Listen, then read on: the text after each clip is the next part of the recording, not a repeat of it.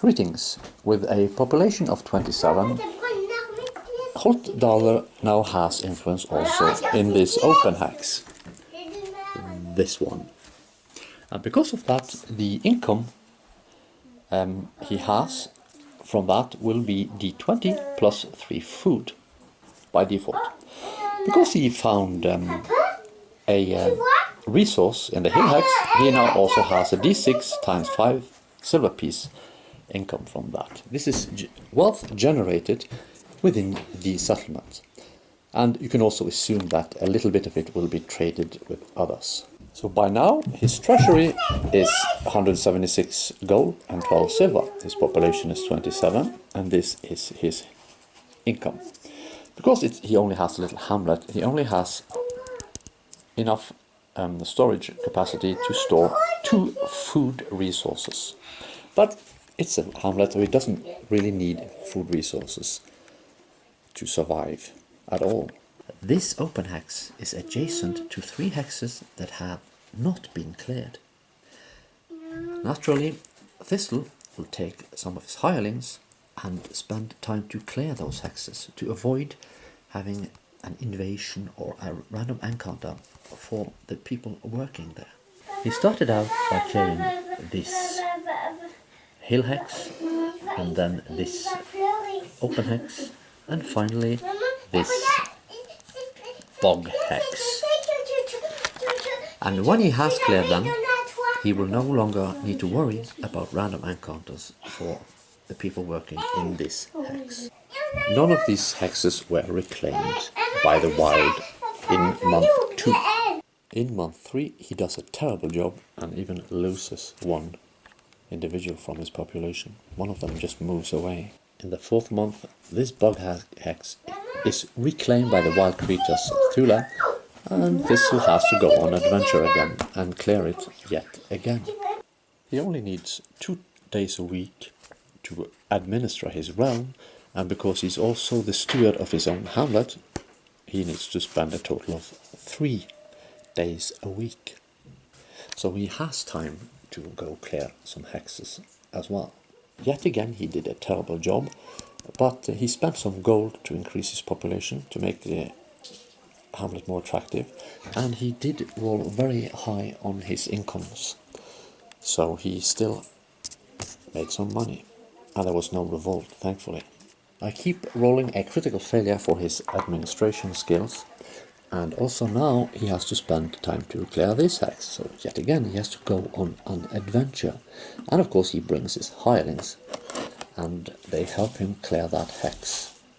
His food stocks, by the way, are already full. You can only store so much food without spilling it or having insects and animals eat it up in a hamlet. Because he does such a terrible job at administering his settlement, he has to spend gold every month, or else his settlement is going to decline. But thankfully, this month it did grow a little bit.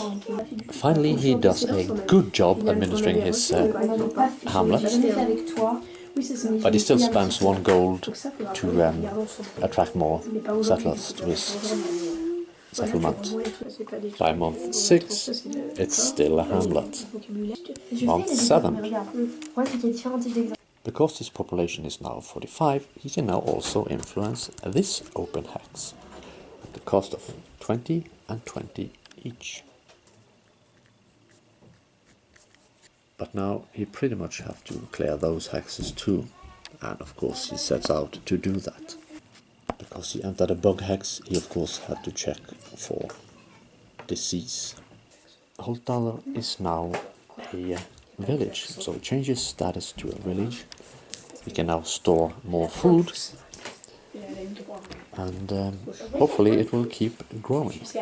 Note that he is not going to get any tax income from his population until after 12 months have passed, because that is how it works in halfling and elf settlements. Had he been a human, he would have received this amount in silver every single month. The poor humans are taxed to death, just like in the real world. Note that each month that passed that he was an administrator, he would have received 100 experience points.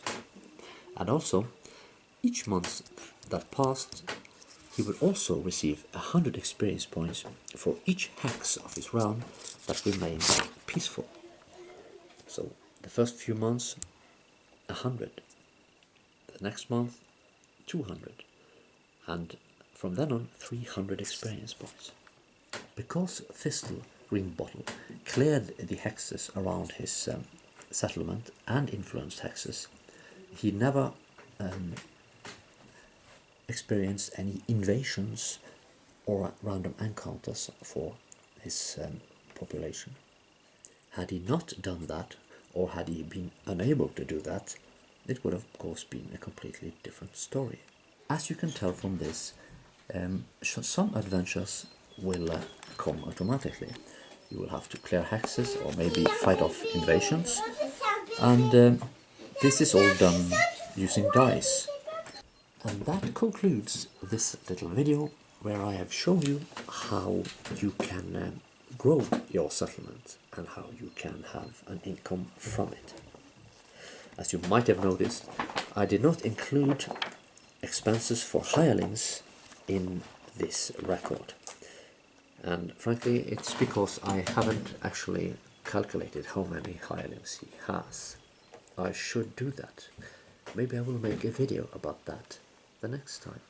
Thank you for watching.